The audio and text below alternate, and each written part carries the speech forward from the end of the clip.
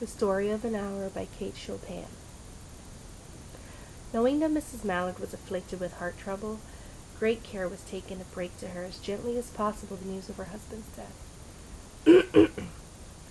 It was her sister Josephine who told her, in broken sentences, veiled hints that revealed and half concealing. Her husband's friend Richards was there too, near her. It was he who had been in the newspaper's office with intelligence of the railroad disaster was received, with Brantley Ballard's name leading the list of killed. He had only taken the time to assure himself of its truth by a second telegram, and had hastened to forestall any less careful, less tender friend in bearing the sad message. She did not hear the story as many women would have heard the same, with paralyzed inability to accept its significance. She wept at once, with sudden, wild abandonment in her sister's arms. When the storm of grief had spent itself, she went away to her room alone. She would have no one follow her. There stood facing the open window a comfortable roomy armchair. Into this she sank, pressed down by a physical exhaustion that haunted her body and seemed to reach into her soul. She could see in the open square before her house the tops of trees that were all aquiver with new spring life. The delicious breath of rain was in the air.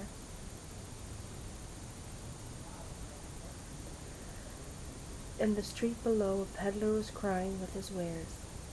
The notes of a distant song which someone was singing reached her faintly, and countless sparrows were twittering in the eaves. There were patches of blue sky showing here and there through the clouds that had met and piled one above the other in the west of the facing her window.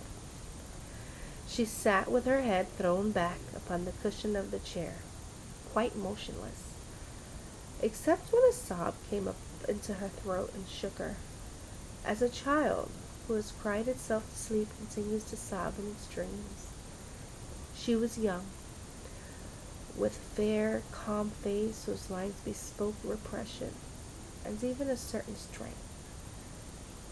But now there was a dull stare in her eyes, whose gaze was fixed away off yonder on one of those patches of blue sky.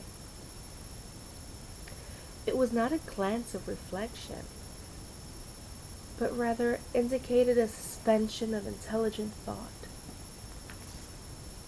There was something coming to her, and she was waiting for it, fearfully. What was it? She did not know. It was too subtle and elusive to name, but she felt it creeping out of the sky, reaching toward her through the sounds, the scents, the color that filled the air. Now her bosom rose and fell tumultuously. She was beginning to recognize this thing that was approaching to possess her, and she was striving to beat it back with her will, as powerless as her two white slender hands would have been. When she abandoned herself, a little whispered word escaped her slightly parted lips. She said it over and over under her breath. Free. Free. Free. The vacant stare and the look of terror that had followed it went from her eyes. They stayed keen and bright. Her pulses beat fast, and the coursing blood warmed and relaxed every inch of her body. She did not stop to ask if it were or were not a monstrous joy that held her. A clear and exalted perception enabled her to dismiss the suggestion as trivial.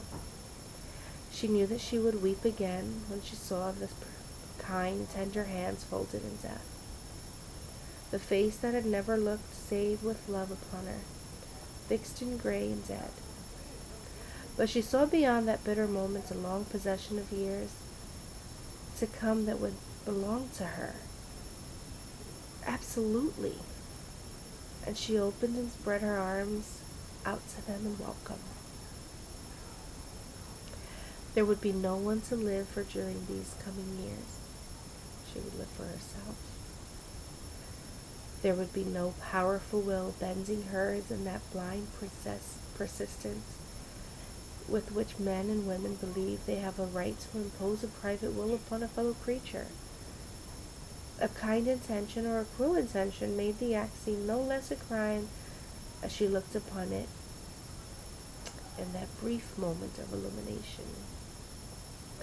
And yet she had loved him. Sometimes. Often she had not. What did it matter? What could love, the unsolved mystery, count for in the face of this possession of self-assertion, which she suddenly recognized as the strongest impulse of her being? Free! Body and soul free, she kept whispering. Josephine was kneeling before the closed door with her lips to the keyhole, imploring for admission. Louise, open the door. I beg, open the door. You will make yourself ill. What are you doing, Louise? For heaven's sake, open the door. Go away. I'm not making myself ill. No, she was drinking in a very elixir of life through that open window. Her fancy was running riot along those days ahead of her. Spring days and summer days and all sorts of days that would be her own. She breathed a quick prayer that life might be long. It was only yesterday she had thought, with a shudder, that life might be long. She arose at length and opened the door at her sister's importunities. There was a feverish triumph in her eyes. She carried herself unwittingly like a goddess of victory. She clasped her sister's waist, and together they descended the stairs. Richard stood waiting for them at the bottom. Someone was opening the front door with a latchkey. It was Brentley Mallard who entered, a little travel-stained, composedly carrying his gripsack and umbrella. He had been far from the scene of the accident, and did not even know there had been one. He stood amazed at Josephine's piercing cry, at Richard's quick motions, and not even to screen him from the view of his wife. When the doctors came, they said she had died of heart disease, of the joy